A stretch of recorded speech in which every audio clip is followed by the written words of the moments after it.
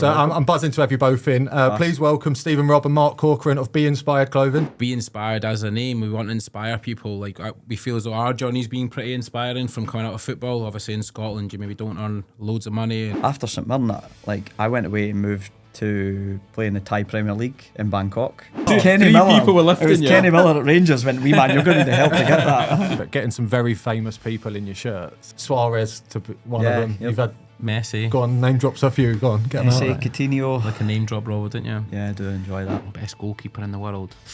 I want to talk through some of your teams in that. Coco, let's go through yours first. Right, so Hamilton, St Mirren, back to Hamilton, Partick Thistle, Ross County, Stirnhouse-Muir and Stranraer. Over 300 appearances, mate. It's not bad, mate, not bad. How many starting though? Okay, I didn't look at that. Goalie. No goalie. Well, you can't do that because we're together. Yeah, you're a team. Like football's like a mini sort of lifetime, I think, as well. It's like you're trying to get somewhere, you're trying to achieve something, and you've got to take knocks all the time. What a save from Mark Howard. Huge shout out to Forged Irish Stout for being part of this podcast. Listen to that beauty. An unbelievably smooth, creamy stout by Conor McGregor, the UFC legend. Not here to take part, but here to take over. Forged Irish Stout is on a mission to become the biggest Irish stout. Conor McGregor has taken over the whiskey game. Now he's about to take over the stout game. Me and my guests will be enjoying a few cans in the next few episodes. If you fancy checking it out too, make sure you hit the description below and find out where you can get Forged Irish Stout. Forged Irish Stout will be available in Asda nationwide come August. Let's get back to the podcast.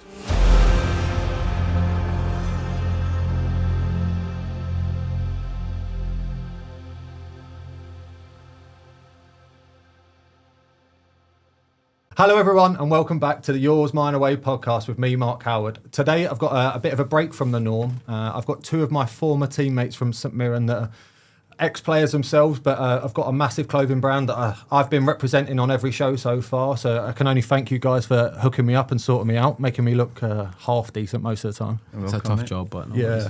So I'm buzzing to have you both in. Please welcome Stephen, Robb and Mark Corcoran of Be Inspired Clothing. Cheers, mate. Thanks for having us on. Thanks for coming in. You two are obviously seasoned pros podcast now as well. You've done a few episodes yourself. We've tried. I think we're on episode 8 maybe at the moment. Now, 7 or 8. Just starting off, So. Why are you doing podcasts? I think it was just something to coincide with the brand, wasn't it? It was like we've got such a big following on like Instagram and Facebook and TikTok and stuff like that it was just wanted to tell people our story of like, and then find out like inspirational stories from people on the other side as well. I think that's how it started. Like we started with the first sort of few episodes. Loads of people ask, how do you start the brand, or what happens, or what goes on behind the scenes. So we started off sort of explaining that, and then. Be Inspired as a name, we want to inspire people. Like we feel as though our journey's been pretty inspiring from coming out of football. Obviously in Scotland you maybe don't earn loads of money, and a lot of footballers don't earn enough to like retire after, so you have to do something. So I think our story is maybe quite inspiring for anyone that's either in a career they don't like, or in football or sport that comes to an end of their career and then they need something else after. So we wanted to then go out there and see what other people have gone on and done successful things after football.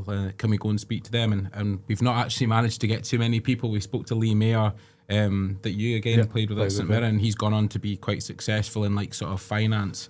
But yeah, we'd like to try and get more people on like that. And just we done one with Tony Truman, like owner of Ocean Beach, with Wayne Lineker. That's class. We were over there doing a photo shoot in Ibiza a few weeks ago. He invited us into his office in behind Ocean Beach and got to sit down with him for 40 minutes. It was class to hear his story. We spoke to the St Phoenix, who'd done a band as well, so upcoming band for Scotland, and they were brilliant. It's funny, like they come from a totally different area and a totally different sort of background, and they're in music, but like their story's the same as like Be Inspired. Like see, starting something from nothing and try to grow it. Like just it's totally different fields, but like all the stories they had sort of resonated with us, because like you'll think you should give up, or you get a knock and it knocks your confidence, but if you keep persevering, it's a little bit like a football career. Do you know what I mean? I was going to say, see, that's one of the reasons why I started this podcast, because everybody's journey is different, but you're all trying to achieve the same sort of goal. You're all trying to be successful in your own wants field. To be successful, and if you can take one thing from each person that have come on the show or listened to, there's something there for somebody else that you don't know.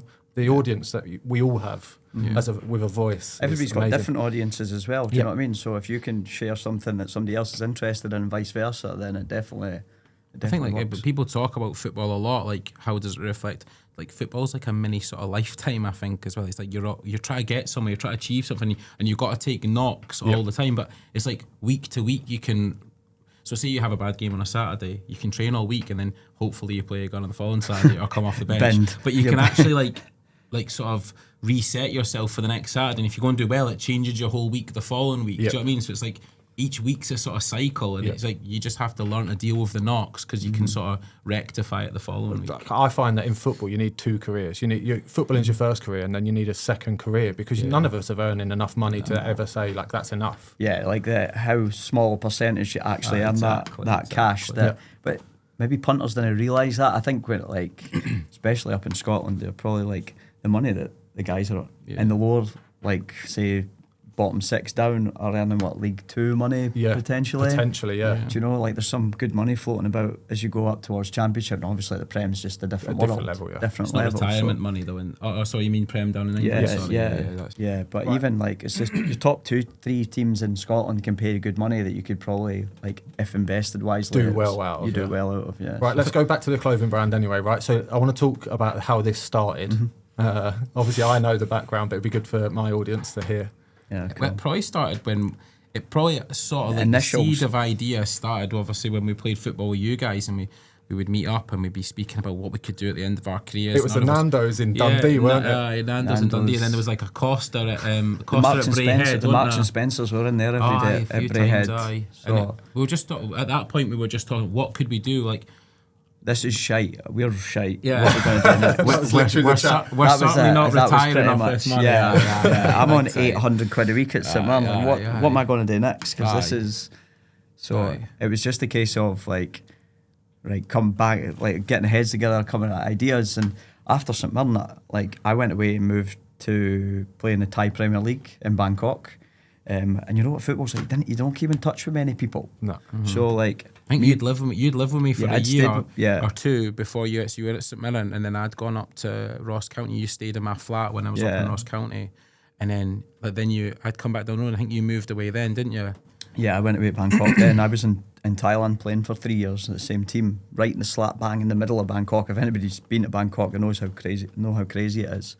My days off, like Mark would be sending me messages like, oh, go and check what you could buy on the street. I was just like, surely there's something over there. Like, you always find like people start businesses. Say, I remember it was one boy, probably sort of triggered things, is he'd been to America and it was like dental white. He'd seen it over in America and he just brought it to the UK, and because they never had anything, it just blew up. So I was always like, I'm not saying about it like that, but it was like there's got to be something over there we've not got here, or so surely there's something over there we can sell. And it obviously didn't transpire it was anything unique, but obviously I had the club gave me a moped. I had a moped. Nice. Yeah, I used to go, because obviously if you sit in taxis it takes forever, so I'd be whizzing about my wee moped, my 50cc moped on the streets of Bangkok, and I used to go up to all the wholesalers and there'd be stalls with t-shirts and shorts and stuff like that, and I'd be like, mate, they're selling the t-shirts here for £4. How much they must be making these products for?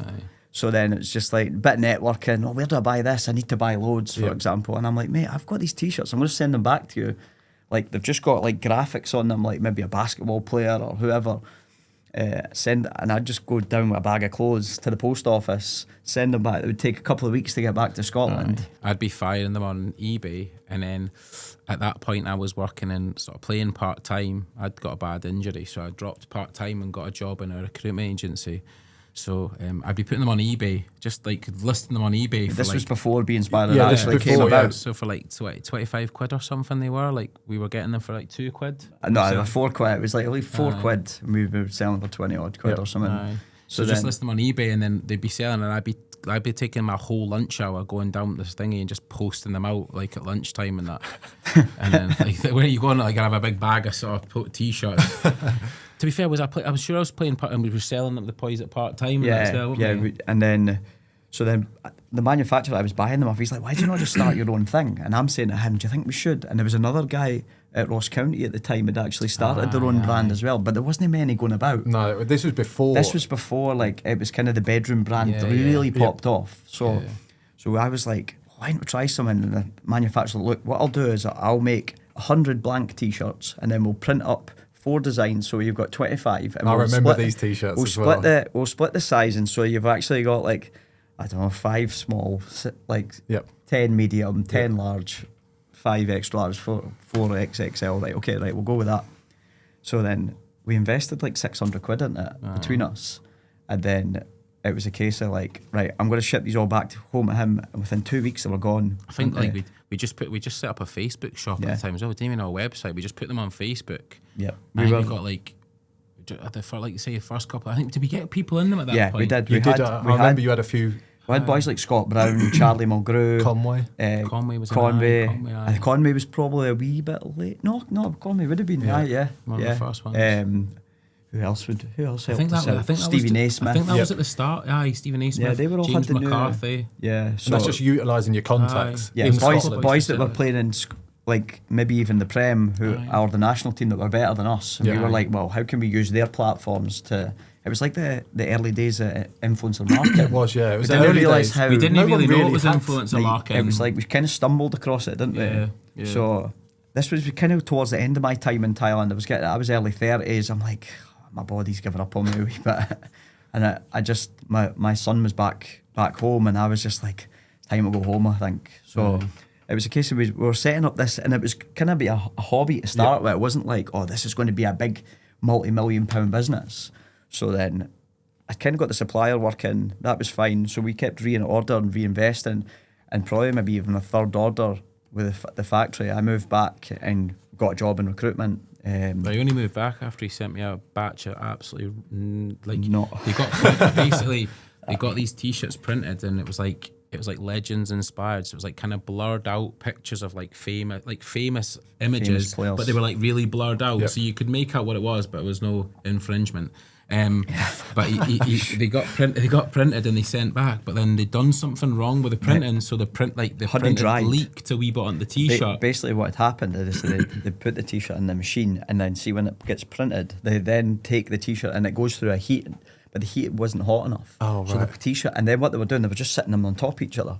Oh, no. So then the print was still damp, and it was just printing onto the It back wasn't of the like T-shirt. it wasn't like really. It was just like like a little smudge mark. Like, Do you know if you write with a pen and it smudge smudges? a wee bit. That's kind of what it was like. So then I was still in Thailand at the time, and then he's So he phoned sent me. 300 T-shirts or 500. No, it He's was actually like- way more. That was like 200 for a style, and we'd got 4. So it was 800 T-shirts. I think it was like half and half. I'd sent the first batch home. It got to him, and he's repackaging them, and he's like, "Mate, these are fucked." And I'm like, "What do you mean?" So I'm actually sitting in Bangkok in the apartment where piles of The other T-shirts in the half. Looking at apartment them. with the other half, and he's like, "Mate, they're not dry. They're like." Because So they got then smudge marks all over them. I had to speak to the factory. I was like, "What am I going to do here?" So here's like, we needed to get this special fabric spray gun to take the marks off. So you had to send- Then a so you basically- then a hairdryer to dry out the things. So you had to basically send this stuff to me. And so your I'm in hand my doing flat each in the one. Gor- Yeah, you know, see hand- my so flat we in the both done- Gorbals. So I've yeah. got T-shirts all over my flat. Dog with a wee hair. gun. He's got his You had his pug and the dog hairs all over the T-shirt. I had to and hold that. over a bucket, spray the thing, and then hand dry it. It's I so was like, glamorous geez, starting your own business,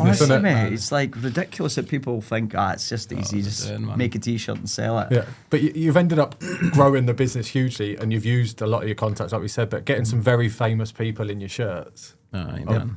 Suarez to be one Yeah, of them. yep. You've had Messi. go on, name drops a few. Go on, get them out. Say there. Coutinho. Like a name drop, Rob, didn't you? Yeah, I do enjoy that. Coutinho, Firmino, Richarlison. Richarlison was a good one. Yeah, A he went lot on the pitch because didn't it was like Coutinho and Firmino, the first sort of people we got into. There's a lot of Brazilian boys, like what was it, Douglas Costa? he? Yeah. Douglas Douglas Luiz. Richarlison, Douglas Luiz, and then like Suarez, Messi. Because Coutinho and Firmino were sort of the first people we got into it, sort of through Andy Robertson. Then he moved to Barca, so we got Barcelona players in it as well. So it was. We're sending packages Amazing, to Each player? Yeah, to the training ground at Barcelona. Who was the boy for Roma we got in it? And he sent us he was boots class, and strips wasn't he? and that. Remember the boy that signed for Man United for about 7 million? Was it Bebe? Bebe. He still He sent us like a signed top and No stuff. way. Yeah, he was just like, he messaged on Instagram, I really like the brand. Oh, It's it's like annoying, man. class. The boy Like, for Roma was a Brazilian. no, he's an Argentinian guy. Centre midfielder. No. Perotti. Perotti. Diego Perotti. He sent a strip and his match worn boots. got his mate. match It was worn boots. unbelievable. That's Class, class. Yeah, man. We should actually have a wee setup like this. You should do, yeah. Good with all that stuff. That'd be quite cool. It was But good, man. from utilising your contacts and using it grew massively then. Obviously, the social media was growing at that time. This was like the early days where, like you say, an influencer. It was And before Instagram, really. It was just sort of at the start Instagram of Instagram. was just taken off. Yeah. Yeah. Have you used, obviously, I know how much you use social media and some of your TikTok videos are absolutely gone wild, aren't they? But there's some the mad use of views. social media, you've tied it all in perfectly. Was that natural, or was that something that you had to like force yourself to get into? I think it's social media is our shop window. We don't have any stores at the moment. We are looking at like expanding into like having our own shops, and just because I think that presence on the high street gives you a bit more credibility, maybe more than anything. But like our website and the social media is our shop window. So how does your brand come across on social media? Because we're an online business, it like just made sense. Like if like you're an online business, the shop window is social media, really. Like obviously you've got your website, but you're sort of like your high streets. This, like a brand would have a shop on the high street with footfall, whereas we've got a shop online and our footfall's social media, really. But the use of TikTok videos, I love watching the videos where you just go up to some of a rail and just start dressing them. Basically, they have no choice in the matter. But they're the best ones, I think. Because the one we done in Ibiza was class a couple of weeks ago. So basically, there was a guy walking on the street and he was fully kitted out. He had a t-shirt from like 2016 or 17, and I swear, man, it was pure skinny. It was like that one that he's worn for 5 years, and it's like. And it was on his body, and he had these wee tight denim shorts on. They were terrible. So then Cairo, who our social media manager, she's went up to him on the mic, says, "Oh, I just see you're wearing a Be Inspired t-shirt," and the boys was like, "Yeah, no, everybody keeps slagging him. It's terrible, isn't it?" And she's like, "We're here with Be Inspired," and he was like, "Oh shit, like sorry." So then we actually like styled him to how our look is now, because our look now is different from what it was 5 years ago. That's one of the things we're experiencing as the brand's been around for 10 years. So a new brand comes in and that's their style. Whereas like, see, when you've been going for 10 years, you constantly got to reimagine your style. So if you bought our brand maybe like 5-10 years ago, you think, oh, that's the style, but it's not, because it moves on with everything else. You have to keep evolving. It's one of our taglines, like evolving. Like it's just kind of I think my first one I owned was the tactics board one. Yeah. With Loads the of people say five-a-side that. pitch. That was my first one. I remember wearing that's a that. class Thinking, tee. See that that with a pair of Connies, I was like, boy. We should probably do that t-shirt. it was good, like wasn't a it? move on of that t-shirt with like We've in the talked about it, new haven't fit. Yeah. Like it would be pretty sick. It would be good, yeah. For our obviously it's our 10th year now, so we're just looking at things like that. Yeah, I was going to say, what's next for you? Owning a shop then, potentially? I think the shop thing is probably a good thing for us to like expand. I think we've even looked to sort of the TikTok. So Stephen and Cairo have been going out the streets and speaking to people. So like we're very an online brand. We did some wholesale. We were in Foot Asylum, ASOS and stuff like that. But our international growth was so big that we sort of pulled out of those just to concentrate on that. So I think that we're so online focused, and they've taken it sort of on the streets with TikTok. So to get it into people's hands, so it's kind of showing like online, but it's on the streets. And then the next sort of stage is, can we get a store to like have the sort of stages take offline on the street back in as well. So a lot of people don't buy online. I know I've got my own online business, but it's not a big thing that I do. I would like to go and try. Oh, how does that fit? Oh, I'm quite I can't fussy remember about the last that. time I went to a shop. See, I'm quite fussy about what I like, how someone fits me. So I'll go like, well, I'm going to try it on. Need to go Baby Gap. That's it. Baby Zara. Baby Zara. All right, high tower. I'd buy online, but I do think that I think there's probably two types of shopper though. I think like you either shop online or you shop in the store. There's not loads of people that like would be like shop online and in store, if you know what I mean, or they'd maybe go into store to check something out, and if they knew it fit or they liked it, they'd maybe then go and buy it online. But I do think for a guy especially, I think it's because they can't be arsed sending stuff back. Guys how tough was it through COVID though?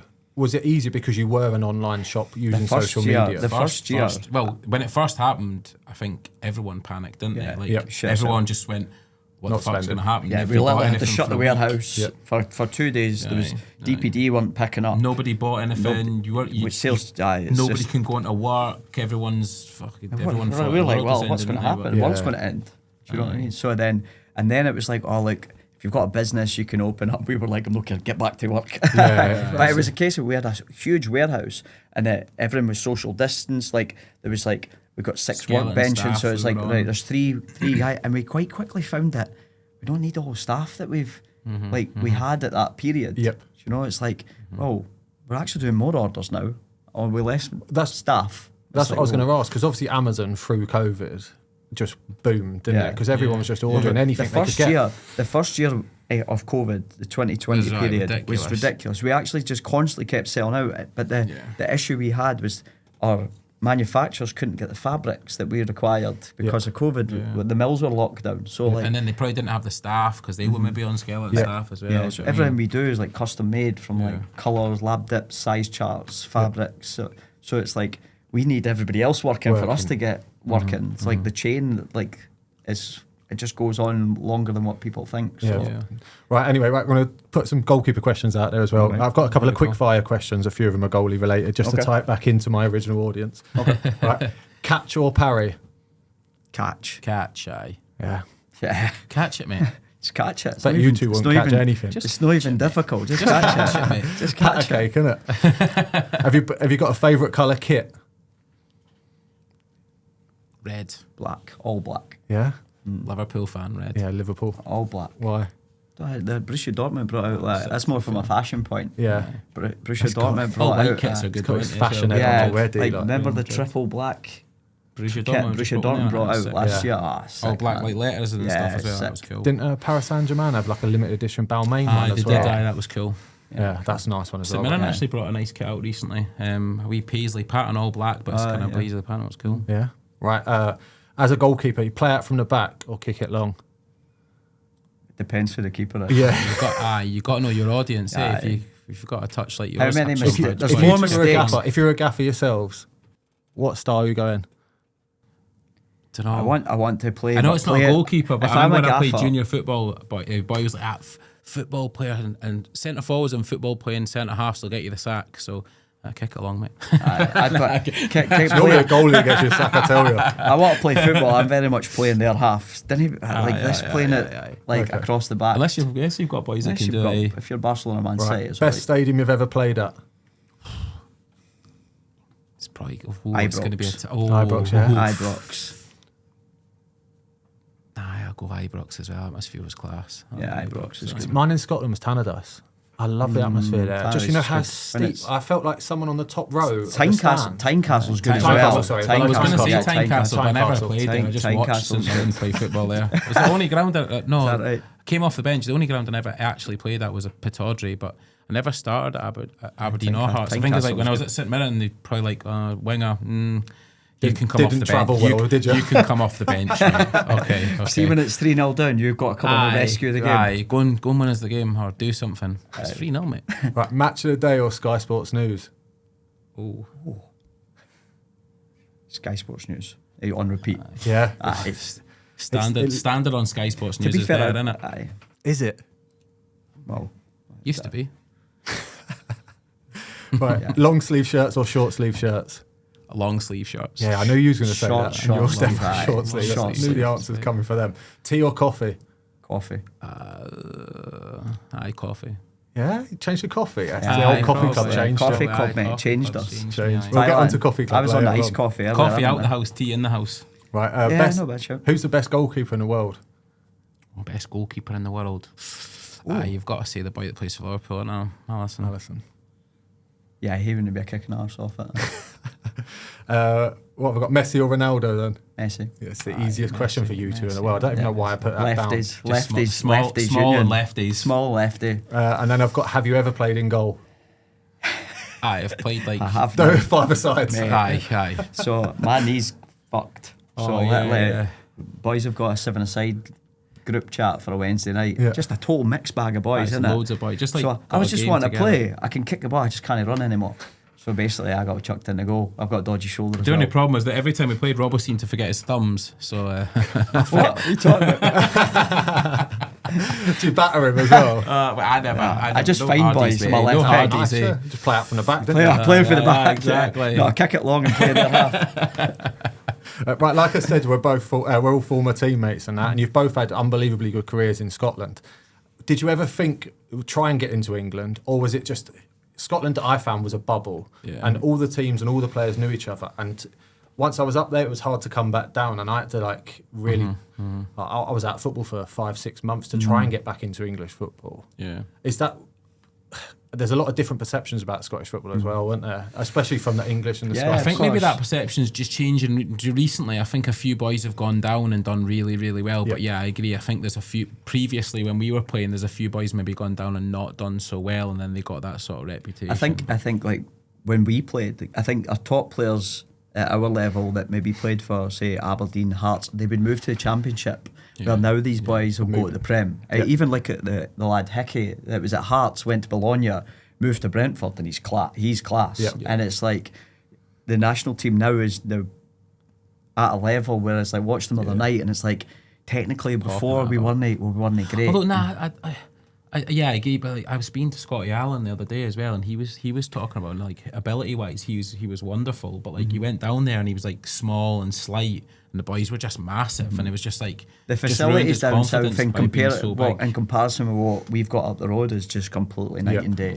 So boys are like athletes, whereas like Scottish boys are a bit like more nimble and agile. Celtic players for the 60s that won the European Cup that time, they were tricky wingers, and I think we were always a little bit like that. We did say maybe when you were watching Scotland before, the gap has closed. I still think it's there, but like when you watch Scotland, you see the boys that play in the Prem. They're all units. They're all big, heavy, like muscular. John McGinn. He was on the TV the other night, and I swear his legs were like. And then you see the boys that maybe play in Scotland, like Callum McGregor's getting there. Do you know what I mean? But the other boys maybe are a little bit slighter, a little bit like not quite as like worked out physical, in the gym. Do you know what I mean? Yeah. So I think that is a big thing, but the gap is definitely closing. I think we're more professional. I loved it up in Scotland, especially. I thought anyone that needs to gain experience, especially from the age of 18 to 23, it was brilliant. And then even like the back end of people's career, I think it's also a great place to go. Not saying it's a retirement home, but I always found that bit in the middle is when you knew your level, when you knew whether you was going to kick on. And, my goal was always to go and gain as much experience, playing as much football as I can, and then get back down the road and see where I'd end up. And like I always found, I wish I'd done it. I had the opportunities to, and I never did it. Speaking of Lee Mayer, who was at St Mirren, Dundee United, Aberdeen, like he earlier in his career he went to Stockport, and his plan was to go from Dundee to Stockport at 21 and float about those low leagues in England. See what he could get, and he was just like, this is just a different game. It was almost like kick and rush, like he did. physical What did guys. He said again? He said the boy Ashley Will. He played again. He went down to Stockport, and his centre half partner was Ashley Williams, who was like a young boy, but still a unit. Do you know what I mean? Said he could hit it at 50 yards. He was like, I was built like the side of a fiver. Do you know what I mean? So it's like, and that's like, it's just like you'd see, like we said, boys go down there and like they just all like Christie at Bournemouth. Like you could see the difference now between when he was at Celtic. The ability is no change, but like his physique, you can just tell. It's like not about not just going to the gym either. It's everything. It's eating, looking after yourself, right? The gym. Do you know what I mean? So. But even like the Scottish players that are playing in England, or I say the Scottish, but Shay Adams and Ryan Fraser, like those boys are stocky. They're heavy boys. They get thrown about. Do you know what I mean? And even like Billy Gilmore the other night, like maybe when he just came into the team at Chelsea, like he would maybe get pushed off the ball. There was a time he run to the corner the other night and he's just wellied like the boy, but because his legs on his core so strong now that he's getting to age of early 20s. Right when he's first gone there, and now you're like, but he was brilliant. I think the scouting system for English teams has improved in Scotland anyway. You look at like Kenny McLean that went down early. I mean Fraser Fivey from years ago, Scotty Arfield. All these players have gone down early in their careers and then physically developed and went back. So a lot of them went back, but John McGinn's another prime example. We know his brother really well. Like he went down but didn't physically fill out, did he? I think he'd done his cruciate at Watford. He's playing really well for Watford and just had a bad break. Like you say about boys coming up to Scotland, we were talking James Madison played for Aberdeen. It's probably quite good for some boys to come up and get a bit of experience. Kasper Schmeichel was another one. So I signed for Falkirk on loan originally. The next keeper was Scott Flinders, then it was Kasper Schmeichel, then Tim Krul. Falkirk just went through keepers that just gave young kids opportunities. I think I was the first one that, and at the time I was like, this is class. And then when I went back down for a year. I was like, I need to go back to Scotland because I need to go and play more games. I'm sure Kasper Schmeichel was at Falkirk when I was at Hamilton. He was at Falkirk when I was at United. I played against him. I think that especially now English clubs are looking at it as like a great place to go and get kids experience and that's making. You find a lot of the English clubs. It is more competitive. A lot of the English clubs are snapping up the younger, even going before boys that have even played in the first team. So I that looked at 15, Liverpool, 16 year old. Ben Doak Yeah, Ben Doak's a good example. He was at Celtic and played a few times with the first team, and he's already played for Liverpool now. Yeah. Right, obviously, I want to talk through some of your teams in that. Coco, let's go through yours first. Right, so Hamilton, St Mirren, back to Hamilton, Partick Thistle, Ross County, Stirnelsmuir and Stranraer. Over 300 appearances, mate. It's not bad, mate, not bad. How many starting though? Okay, I didn't look at that. 50-50. Yeah, obviously, like I said, in Scotland, it's so tough because there's such a limited amount of teams, and that obviously you end up with 1 year contracts, 2 year contracts. So to say that you only had a handful of teams really is an achievement in itself in Scotland. To be fair, mate, I never really signed till the end of my career. I was quite lucky. I never felt as though I never got to the end of my contract and what's going to happen. Just luck. I don't know if it was the position I played. Everyone's sort of looking for something. Do you know what I mean? Offer something different. Yeah, offer something different. So obviously St Mirren, I signed for Hamilton on a pre-contract, which didn't go down very well. And then when I was at Hamilton, I got a bad injury, and I just sort of spoke to the guy in pre-season. I wanted to go and play games. Went to Partick, and then Ross County was a right good club as well. I enjoyed it then. And the last two were just, to be honest, I was injured. I got the bad injury from Hamilton, came back, and I was taking 12 painkillers a day to train at Ross County. I think we'd won the league. We'd gone 42 games unbeaten. I'd sort of been in. I'd played 30 odd games, but like I say, maybe 25 were starting and the others were off the bench and stuff. I didn't really mind that role as a winger. I know it sounds bad, but I quite enjoyed coming into games. Scottish football is quite. Maybe all football. I've only ever played in Scotland, but it's quite intense for the first 30 minutes. And you don't. The game doesn't open up. You don't really get much of the ball. You're just sort of running about, trying to get involved, and then you get hooked the game at half time. You get hooked, or you get the. You get the blame. shit shift. So it's to me, almost but the like first you get hour was the blame. about the shit shift, and then the last 30 minutes, I feel as though the game opens up, and you, as a winger, you can get a bit of joy. So I didn't really mind coming off the bench that much. But Ross County was. I really enjoyed it. But like I say, I was taking loads of painkillers, and you seen me after I sort of come down the road, I couldn't really walk, and then I was I'm going from playing full-time football to nothing, and I was how am I going to survive? What am I going to live off? So I think it was the January I actually went in to speak to the gaffer, and he said Rafe were over, or somebody else were interested, and I says, I've not got a full-time football, I'm between me and you, I can't go and play full-time. I know that I could maybe get away with training a couple of times a week and playing on a Saturday, which I found out pretty quickly I couldn't do that either. I could it went from training twice to training once to just being in agony all the time. So that's kind of my last two clubs were a bit of token gesture, and I kind of regret that because it's probably anyone that played with them were you're rubbish, and it probably left me thinking, fucking, I was really shite, not just average. But yeah, other than that, I did enjoy my career, but thankfully we've got what we've got, and I don't really miss playing football at all. Right, and I'll go on to Robbo's now then. Right, so Dundee started out, Rafe, Dundee United, St Mirren, Typort, Brecon, Montrose, over 250 appearances they've got for you. Yours is the same. It's not really a lot of clubs over a short spell of time. What is it? Do you know what? We just stick around long enough. I feel we're quite loyal people. See if something's not going our way, I feel as though I'll work harder to try and change rather than just throw the toys out the pram. I'm fucking leaving. I wouldn't cause bother. I'm not that type of guy. Just quite laid back, and it's and we're both like that. It's I'll just sit it out. Yeah. It's I'm not playing today. I really should be playing.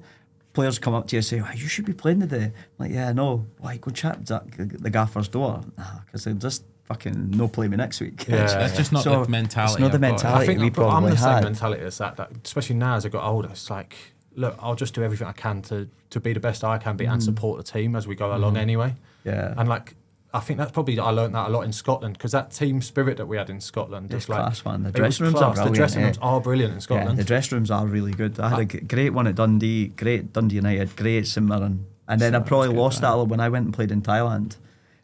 I went at the end of St Mirren. It was a case of I can either go and play. I think it was going to go to Wraith Rovers again. I was there on loan as a kid. Again, we're talking about going on loan. Amazing experience. Just gets you ready for first team football. In Thailand, and I was just mixing with, we had 7 foreign lads in the team. There was 4 Brazilians, 2 Koreans, an English lad and myself, and a lad from Cameroon. It was this is just so. It was I couldn't explain how different it was from what I was used to in Scotland, and just all the Thai guys. You were lucky if one or two of them spoke perfect English. The coach spoke good English, it was fine. But it was just like a total culture shock. It probably took me like 4 or 5 months to get used to the heat, everything did. But after that, it was just like unbelievable experience. Yeah. It's like, just fun. Or fun. It was just fun. We get beat, and like you're not getting pelters for the fans. They're like, no problem, it's fine. And I started to learn the language. I think I remember seeing some of your Snapchats of the vans that would take you to and from games. Honestly, mate, we used to drive like we'd play like in Chiang Mai, which was like an hour flight. It was literally going from Dundee to London, and like we'd get a bus, a minibus, not just a bus, and they'd be like, "We're like, why?" And the foreign boys are like, "Why we not flying?" It's like, but we're going for a couple of days. It's like a holiday. I'm like, what? I'm about a game of football. What are you talking about? So then basically it'd be a case of on the bus, and the Thai boys used to like to stop at every service station the whole way up the road, in for a pee, and then it was a snack, talk to the wife on the phone, and then that would be back on the bus again. Me and the wee Korean guy, Kim Bawi, honestly great. He was one of my best mates there, and just like, what a great guy. He used to be like, what is this? He played in the Korean league, in the top league, and just like, I don't know what happened there. There was a problem with his contract, so he came to Thailand for a few years before he went back. What was the lad, the Key that played for Celtic? That was his best mate. He was a top player. He played down south as well. Good player. Yeah. That was my mate's Kim's best pal. So good times there as well. Just good experiences and that. That's it. I think when I look back on probably more good life experience and football like experiences. The whole like waking up and sticking shorts on, not training until 5 o'clock because of the heat, and then going up to the swimming pool, going for a coffee. I always remember when you tweeted Real Ferdinand saying you fancy playing in this. It was like 42 degrees or something. Yeah, we went because our stadium needed to be at a certain spec. You needed it to be a certain spec for the floodlights to play at night, and they were humming and hawing about actually upgrading the floodlights. So we'd play at 4 o'clock, and the coach would pull me in. Stephen, today you no play. I was like, what? I played well last week. Yeah, I know, but go look at the temperature, the scoreboard. It was 42 degrees Celsius on the board at 3 o'clock. He's like, you're not playing today. I was fucking boiling. I was boiling. Oh, man. That's class. That's so funny, right? I'm going to do our quiz now. So it's a goalkeeping quiz. I'll run you through the rules.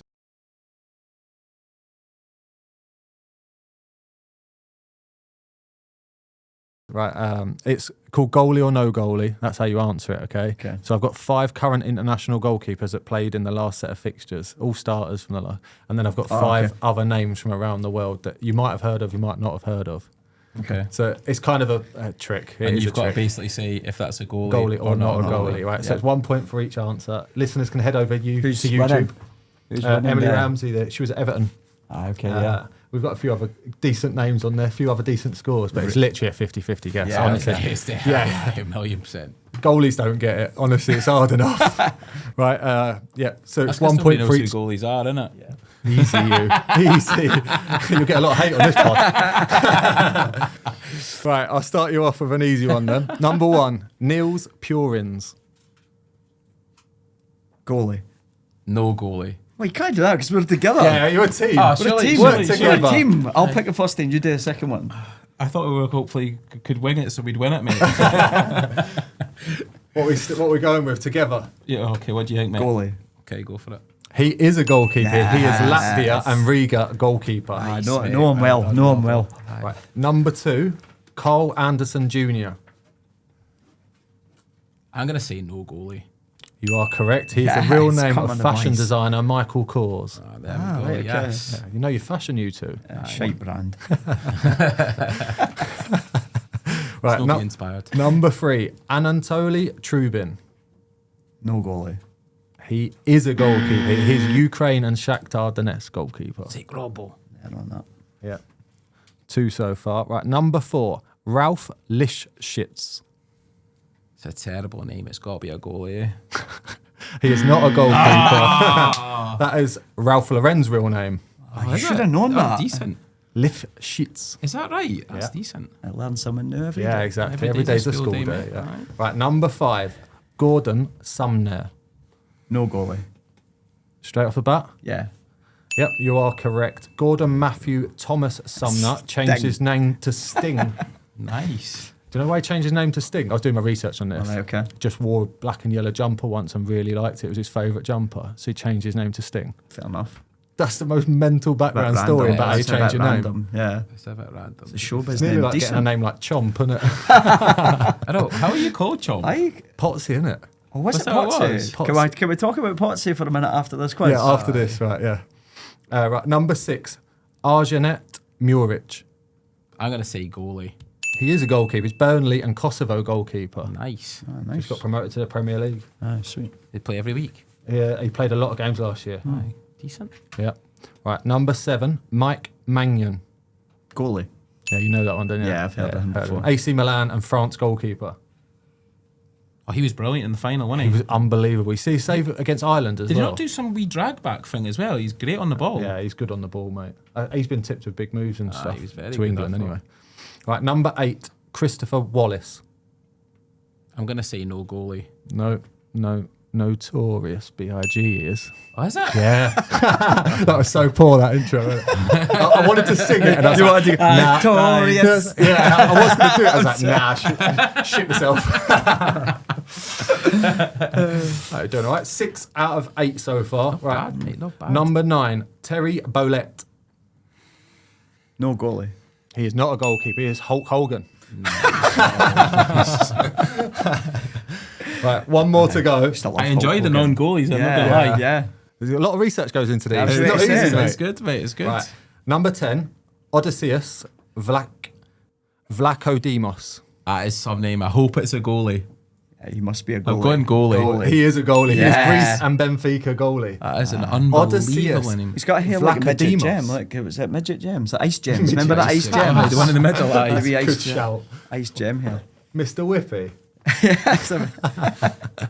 Right, go on. Let's talk about St Mirren then. Yeah, Let's talk let's about. Do you want to talk about Potsy first? What a guy he He has is. a great dressing room, wasn't it? Yeah. So the best way I talk about St Mirren is like there was no egos. Mm-hmm. The price of everyone's wages was Yeah. so close that we were Aye. all just Yeah. mates. There was Yeah. no massive time. There was no one that was underpaid or underappreciated. Yeah, sure. It was Apart from just- Doms. Doms was probably overpaid than Yeah, everybody. he was overpaid. I But feel as he though the produced. gaffer underappreciated all of us, so we're all in the same boat, mate. Right, go on. Do you want to start off with Potsy? Start off Potsy, with, but he was a captain. Do you remember Franco Miranda's first day? No, I'd say I joined the year No, after. I remember Franco Miranda. So we had this Argentinian left back, and honestly, his first time in a dressing room, obviously first time in Scotland. Potsy's gone over to him, as Franco's doing his boots up, bolloco naked. He's bent over, looked through his legs, and said, as Franco's tying his shoelaces, and just goes, "Franco, have I got any piles?" And I was like, "Oh my god, what an introduction to football in Scotland!" Was that guy, in Scotland? come 'Cause remember over. he played like a pre-season friendly at like Linfield Swift or something. Did Came he? over Yeah. to Ireland somewhere, and I'm thinking that's dedication. Some Argentinian boy looked like $1 million. Yeah, as well. did. He was $1 million. stunning, wasn't He used to Straight sing in the dressing room. We're in Enrique Linfield. Iglesias. Yeah, Hero. He used to sing that. Some boy, man. He sung it in Spanish like Christmas night out or something. Do you remember On we the used to do that karaoke. thing on the Friday? It was like the skill school, Yeah. and then like you got the cold toes for Aye. 30 seconds. Potsy was always fucking right in there with the cold toes. He wouldn't even win. He wouldn't be the worst. No, he he would was still there. jump Just in. there. He would just shout the loudest in training and get away with it somehow. Aye. He used to bully the kit man, didn't he? Yeah. And the kit, what was it? Cat? Was it Cat? No, what was the Ali G. Ali G. Ali G with sorry, Spinelli yeah. on his legs. Yeah, honestly, man, he The used to kit man then had the worst tattoos ever, didn't he? Aye. He Yeah, used to man. sleep in the van sometimes, didn't he? Potsy never forgot to take the clothes hanger out of his jacket as well. He's always Shoulders. What a always guy, bent man. shoulders. Him and Billy Mehmet as a tag team were horrendous. Mehmet's still playing, mate. He's Aye, out in fair play, Cyprus, isn't he? man. Mental, Aye, man. I think he's Fair at, play. Cyprus or India. think so, India or yeah. Cyprus Is or he, yeah? something. Aye. Yeah. Still going. Some of us are Aye. still going. Well, late, must be about 40, no? I think he's a year or two older than me, yeah. I So just I'm think 36. 39, 40, I'd obviously, say. like goalies seem to play a bit longer. It's quite impressive that Aye. Mehmet. 'Cause he Mehmet was never never- really had the best diet or the best Yeah. like attitude Did he towards go? football. Did and he go to the still gym? He just wasn't in great shape. Still Like, he was cutting just a about big 40. unit, wasn't he? See, you never joined at Love Street either, did you? I did you did? the last season of play. Love No, Street. you didn't, mate. I did. I played in the last game at Love Street. I joined in the summer, Aye, because it was only for and then half we a only season, played half wasn't a it? season at Yeah, Love yeah, Street, and then we moved Sorry. to. So the old stadium, Love Street, I played it the were- line. it's hard to play at Oh, times, mate. weren't it? Especially when the pitch was fucking rolled with I don't know what it was rolled with, but it was the bumpiest pitch you've ever seen, mate. It's patchy as Rolled with anything, speed wasn't it? bumps. Oh, mate. Aye, So class. bad. We had That was some good someplace. games on that pitch, though, didn't we? Were you there when we played Spartans? And we drew with Spartans, and they were like a team like not even in the league, and we drew them in the Scottish Cup. Played them down there. We drew 0-0. Gaffer was going mental, obviously, and then they came back to Love Street, and we only beat them 2-1. But like it was a struggle, man. But I Remember that game. with the game we beat Rangers at Yep. Love Street? McGinn scored a cracker. What a goal. There's a photo on my Instagram page and it's me, you. No, it's not me. Is it you? It is I you. came out for the corner and I punched the ball on like the penalty spot. Yeah, and right. I think it was like Kurt Just Broadfoot. catch it, man. Or Honestly, Bugera. If you just catch it. And Bugera, I think it's like Bugera or Kurt Broadfoot headed Yeah. it back over, and there's like 5 of you on the line heading I'm the ball getting away. I'm getting stick for my height. I swear, man. I'm up like a Is it salmon not on because the somebody was post. lifting you? 5 V's on the line Somebody- because it was Kenny 3 Miller. people were It lifting was you. Kenny Miller at Rangers went, wee man, you're going to need the help to get that. I think there's like you, Will Haynen, Jack Yeah. Ross. There's like loads of you. Aye, it was a class. Were you there when we photo, beat Motherwell 3-0 now? No, that's honestly, mate. Anytime I meet somebody who's a Motherwell fan or a St Mirren fan, it just talks about this one game. How good game was that he had. game? I was like, I made a career out of that, mate. It was decent. Just kept getting moves off Aye, that one. that one game. One game was on the Yeah. telly and everything. It was glass. Obviously, we all talk about Andy Dorman as well, right? So we had this. Well, he's from Chester, isn't he? He's from Harden in Chester, Aye. but he came up with the most American. Yeah. He, was Oh, he came from America. He was played for New England Revolution. Then he came over and I don't know. He went to Norwich or something, and then he was meant to play a friend. He played a game for Norwich, and Glenn Roeder fucking missed the game or something. So I don't know how he ended up with a CD. Basically, the gaffer signed him off the back of a DVD of his highlights. Scored And he some came in, vital was goals. He had a Dogs, great eh? 18 months Yeah, for he us. didn't, Aye, didn't it was have. class, Got to move to Crystal Didn't Palace. really off the get back of involved it. in the game too much. He was just in the right place. I think they had some Scored mad stat, cracking like he scored goals. 10 goals or something, and they had some mad stats saying like without his goals, Yeah, he something kept, got he kept relegated or gussing something. kept like gussing that. a job for He a did, wee yeah. while, He didn't won like he? fucking do you 20 remember? points or I think something. Yeah. you were with us, Coco, the time that we were in Foot Locker, and he walked up to that fan and he went, "You sport Red Bulls, mate?" And the geezer had a Red Bull shirt on. It was the most cringiest thing in the world. I was there. Was you there? Yeah, he Oh, was God. buzzing And as if he us was three like, were "Got Red crawling Bulls, around mate." the floor laughing. Absolutely embarrassed. It was like an in-betweeners moment, Yeah, wasn't it? shut up, Dobbs. Oh, he's some boy. We were man. actually talking about in between. We used to have go around and watch in betweeners Aye, Thursdays. it was Dom, good, me, man. him, Doms. Yeah. Get tea and toast on the go. Aye. Like brilliant, good times, man. It's Yeah. good times. This is what our dressing room was like, though. So after training every day, me and Andy Dorman, like, was the original. Like, we'd go to, because my partner worked and his partner was working, so we both went to Brayhead and started going for coffees every day. And then like, you two would We'd then tag along. You and tagged Enjoying along. it. I was by at the end- part at Thistle then, wasn't I? Yeah, I'd you was, come along yeah. after You'd still- training. I So like by the end of it, I think we had about 8 or 9 of us Yeah, every day that went McGinn for a would coffee. come in, Div Barn would come in. Yeah, didn't even drink coffee. They were Yeah. just turning up. That was it. just for the banter. Aye. Aye, it was Big good, sling. man. You That should was really went to the gym. Done and, something productive. I Or used to played stop. golf. I used to stop by the bookies on the way around, put my £5 coupon on for the night, and then into Brayhead for I wish I'd played golf cake because and I'd be coffee. good at it now instead of Yeah, being that's the rubbish. But this is like where like the brainchild of like Be Inspired That probably was would have me. started. Us Literally, just like yeah. the coffee club. That I was think it. at that point we were just like discussing what could we do. Yeah. And like instead of going to the gym, which we probably should have been, be like, what else can we do? Yeah, what else can we do? Instead of really, And we literally lived in there until our partners finished work. We'd just literally sit there from after training until my missus finished work at half 5 from warehouse or something. I And then, remember. and then I'd go home, we'd have tea, and then I couldn't wait to get back on Call of Duty to meet up with the boys again. absolute Oh, you weird spent grown too- men, too many playing grown too much time boys, playing Call grown of lads Duty. on Call of Duty, man. Yeah. I was I not want a to fan. talk about Call of Duty now. I was Right? not a fan of Call of Duty, mate. Robbo That's hated shite, it. He innit? would sit there and cook dinner for the other lads that So he lived with. I Get the was, dinner on, mate. I was well into my cooking. Like I just like. You'd think you'd be come up better with at different- it being well. So in it. basically, You just I used to put came stuff down in the oven. I came down for Dundee, This is funny. and the boys were like, "Right, we need to start making food, eating a bit better." I says, "I know, I'll make the food. I'm having chicken tikka Kievs." Baked potato, cheese and beans, and Spicy bread rice. and butter, spicy rice. Tell you boys, they loved it, didn't they? Did. I Apart don't from think it was that Dawn's used to healthy. eat in instalments. Yeah, I don't take forever to eat his dinner. He'd have like a half-time break to eat his Yeah, dinner. that's enough, Rob. I'll And get then his back. brother would eat Mate. your leftovers. Yeah, his brother used to come, and Rich used to come and hang about with us. When Richie. he was on trial at St Mirren for about 4 years. Here He as used to just well. turn up at training all the time. Tom's his brother. Dawn's had the club on toast, that's Oh, why. Yeah. to be fair, aye, See, like, aye. I had this routine every night that, like, I'd say, like, me and the missus would have dinner, we'd watch something, she'd go to bed, and then I'd get out of bed and just sneak out of bed back into the lounge, log straight onto Call of Duty, and I'd be there till 3, 4 in the morning All the every boys, night. man, That's it. Remember when Dorms' missus came over, his Call of Duty Call of Duty career ended, career didn't just- it? Aye. Just went downhill. Yeah, We all had that's our own it. like little skill and that, didn't we? Like some of us were at hide and seek, some of us were Coca, you was a sniper, weren't you? No, I used to just run in and die, mate. And then Dom's like, stop fucking running in. It was like a proper tactical battle though. Aye, that Those was good days. times. Absolutely. I think it Good was times, just like the era that we were in then. Social media wasn't a massive thing. Nah, it wasn't. We was didn't it? really go out loads. We were just more involved in did. Call He of Duty. did. man. like, When I went back up to Dundee, I was out and about Stayed there. out of the way of it. I was up Yeah. every Tuesday, Saturday. Yeah. That's why you only played for St. I've Mirren. actually got Carbon Tuesdays written down. Aye, they were good times as well. To be fair, that was you talk that was probably the problem with Scottish football. Aye, at that point. was- Like, it I was. would go there It and was. they'd basically the whole of professional football would be in Carbon on a Yeah, Tuesday. All all the the Rangers boys players, knew all the each other. Celtic players, all St Mirren players. I think even up the road, because there's only, like, you've got the Premier League and the Championship, like, even the Championship, only probably half the teams are, like, 3/4 of the teams are full time. Yeah. So you're Aye, talking, like, 15 to 20 tops full time clubs.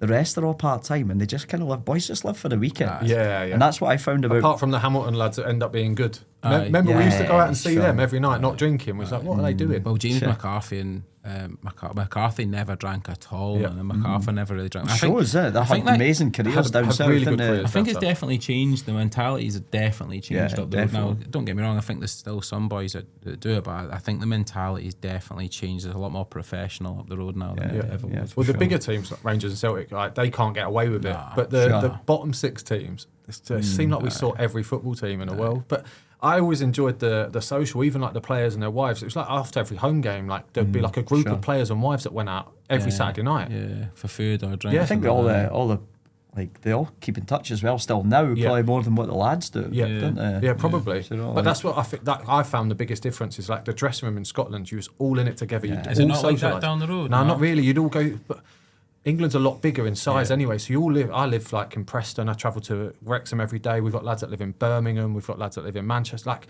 Do they travel? So yeah. it's So quite far everyone travelling, travels. Like, and every club I've ever been at.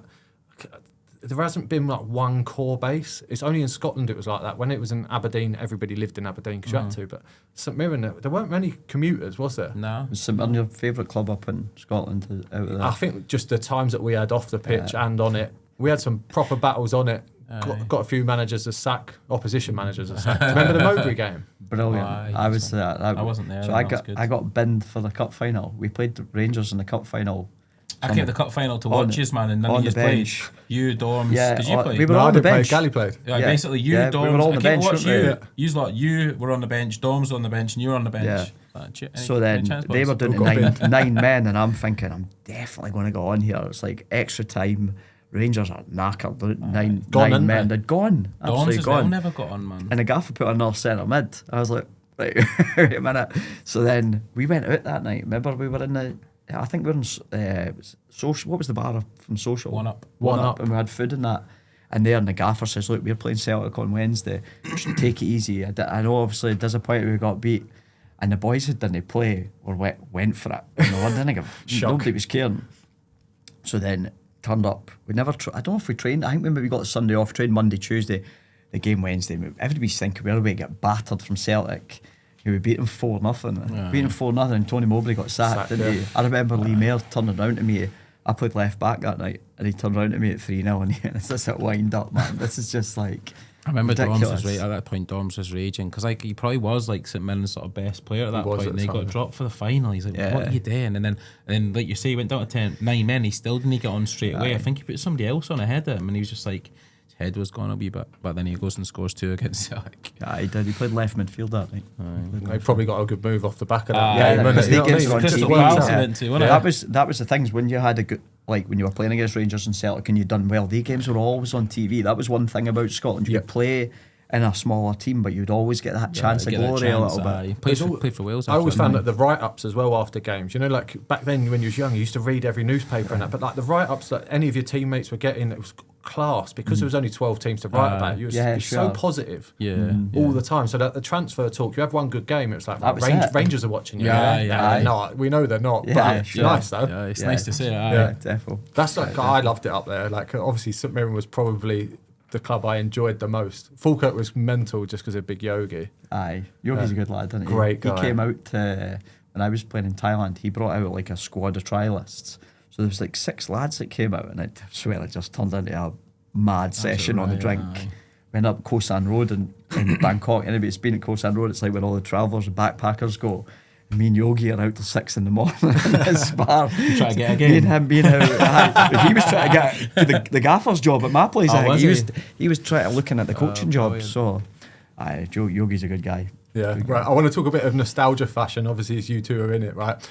As I said to you before off camera, all I remember is Coco head to toe in All Saints. Robbo was a lot safer, but you head to toe. Do you remember I used to have a pure red jacket? It was a rascal Michael red Jackson's I used to jacket. wear all the Cokes time. had no commitments at that time, so it was just him, and he just used to live his life and live for. Peacocking for fun, mate, and on nights out and that. That's Good. it. Never seen an iron in your I've life, got- had you? Nah, mate, nah, not an iron. I had a wee man. My young lad's 16 now, so like when I played at St Mirren, he was what 2 Yep. or 3. Do you know what I mean? So it's like my responsibilities were a wee bit different than probably his one. Then Coco wearing a scarf into I'd training. go- And All I'd- Saints I'd fin shop- scarf I'd that he shop tied in a at- knot. I'd shop With a at- leather jacket, just ripped jeans and a pair of boots. Remember the brown G-Star, boots he used to yeah. wear? G-Star. Brown You still have nonsense, G-Star bad boy. as well. He Yeah, had the G-Star. G-Star Good. jeans. Aye, they were good, mate. Yeah. Not so good now, but they were good back in the day. Yeah. We were a proper set of in-betweeners. Aye. We actually were. When you look at it Yeah. now. I don't know who we were though. Yeah, I'm we not could have gonna been make in no between comments. us. Oh, there they are. There, look at the. Yeah, the That old was them. G-Star Nah, jeans. it wasn't the You bad had boys. them, I and they didn't were have so them. popular in Glasgow. I The didn't have G-Star anything with jeans. like writing on them. It was like the twisted denim or something. Evasu like that I had. jeans. You liked the pair of Evasu jeans, didn't you? Yeah, I did like them as well. Diesel actually. as well. Yeah. Diesel. Yeah. Yeah, you Had some you got rascals. paid about. How you've gone into a fashion brand, Coco? Yeah, I'll you never got know. you got paid Hey, about £2 gotta be a grand a bit month different, and mate, spent innit? about 1,800 quid on clothes. Got to be a bit different, mate. You know what I mean? Oh, mate, you just literally There's the used to jeans live there, in All look at Saints those. as much as possible. The bad boys there. I'm had sure them. you had a bastard pair of trainers as well that you'd wear. Mate, there's a photo of us being inspired. when we first started We it. first started, and it's like, Because our it's mate a Gordy, shocker, Gordy man. Smart, like he was the editor of the Sun, so I'd Yeah. spoken to him and that, and he was like, "Oh, get a wee piece done on you." So he did a piece, and we went in. Basically had the baggy sort of Baggy diesel jeans, baggy on. jeans on. Remember Light that photo of the blazers. Man United boys, like the class of '92? Yeah. Was And it it's like that? It was Ah, it like was all that. them, mate. It It was was all me them. and Coco just in the studio. Someone where with a string we vest fitted- on. I fitted being inspired the actual tactics tee we were talking about, and A skull one and a tactics one. and then the baggy jeans Baggy with the jeans. Nike blazers on. Absolutely beat up night blazers, man. With no money, we had name like at that time. See, at the end of our career, I literally was like Made cash. just living month Didn't to know month. what he was going to be doing. Yeah, Sleeping yeah. on a my month. floor, weren't you, when you Yeah, came back? when I came back from Thailand, I had a wee bit of money saved up from Thailand, which was good. But like, I moved in with Cokes, and he had a mate, Martin Grehan, who was staying in the spare room, who was moving out. So for the first couple of weeks, I was on the floor. Do you remember you were on the a phone? wee- You were driving that Audi 80. Your dad gave Yeah, you my to, dad gave and me the wheel this fell off on old the way back up G-Reg, the road. old G-Reg car that my dad had as a work car that I got when I came back.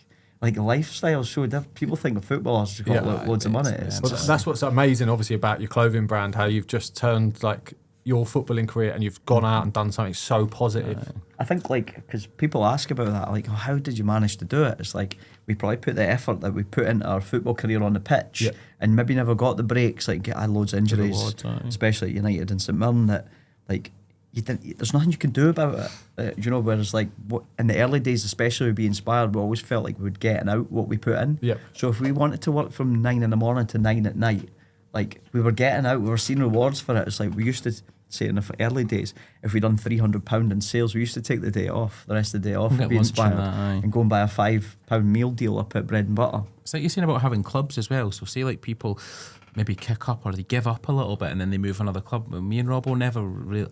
I never gave up I on never gave anything. up. So like Stuck at see, it. aye. So say like I saw like going to get I want to leave or like I saw that as giving up a little bit. So when it came like that maybe didn't help your career because you stuck around or whatever. I had a bit of a longevity at teams, but when I had got a clothing brand, I felt as though that helped me because I didn't give up. But we setback didn't set me back. It was just like, what else can we do? Yeah, And we you just know, kept you know sort what of- boys are like in the dressing room. See if like there was 1 week the one they played, and that's it. I'm fucking leaving. It's like, Yeah, come yeah, on, yeah, mate. It's yeah. like you'll be playing again next year.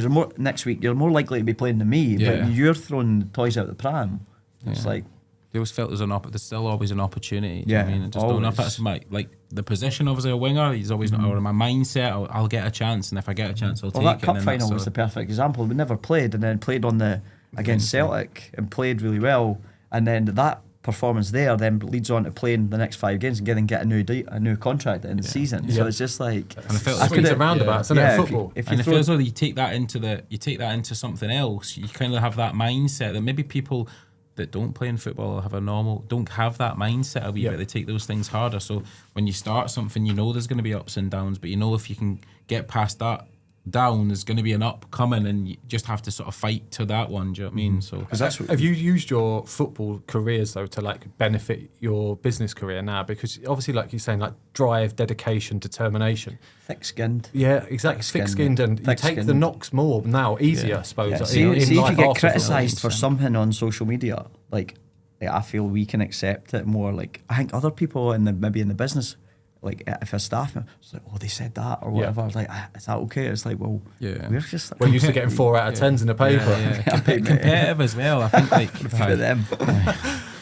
I'd take a 4 to be fair. But like competitively as well. Like I look at what other people are doing. 65 minutes hooked. What other people are doing, I won't be better than them. I look at that, I want to be better than that. Like it gives you something to like sort of brings out your competitive edge a wee bit. And even like we talk about in working that me and Robb will fight and work, like not fight but like argue, like I don't think that's right or you think that's right, and nah, we're doing that wrong, and everyone at work's like pure setting back, and they're like, mate, do you want a cup of tea in that? And they're like, what? You were arguing like 5 minutes ago. Like it doesn't, we don't carry it on, and that's something football it's like you shout at you. each other on a football pitch and then you get on with it. Because in a football pitch, you're not shouting, say you're shouting at your defender, you're not shouting because you don't like him or you think he's a dick. You think you're trying to do your best for the team, you're trying to accomplish something, and that's what we're always arguing about, is because we want the brand to be better or we're trying to accomplish something, whereas people maybe don't understand that. At the end of the day, we're all wanting the best for what we're doing, and then once you've got that out of the way, you're still pals. It's like we're there was very little guys in the dressing room that would hold grudges if you argued on the pitch. I can't think of many. Not that I remember. I've been petty a few times, but it's done the next day. It's just like, all right, mate, and it's like forgot about it. It's like, I think it's because, like you're saying, we've all got an end goal, and that's all we're striving for. So if you shout something nonsense at someone on a football pitch, not personal. Even if somebody in the opposite team smashes you, I would never be after the game like,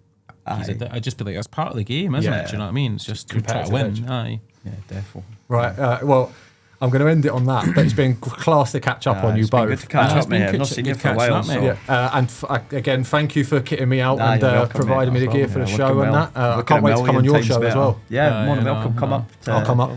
Come up the road. And we're just going through you trying to get to Ryan Reynolds, mate, if I'm being honest. But I'm trying to get to Ryan Reynolds. If only you listen to this show. Get a wee trip to Vegas for them next year. That's what we're after. He's down in London now, filming. Is he? He's filming Deadpool 3 with Wolverine. Decent. Class. Yeah. Oh, good. Ryan, come on. Yeah, what do you think of that? We'll get him kitted out. Right. Thanks a lot, guys. Coco, Robbo, class. Thank you very much. Thank you, bro. Thank you. This has been the Yours Mine Away podcast with me, Mark Howard.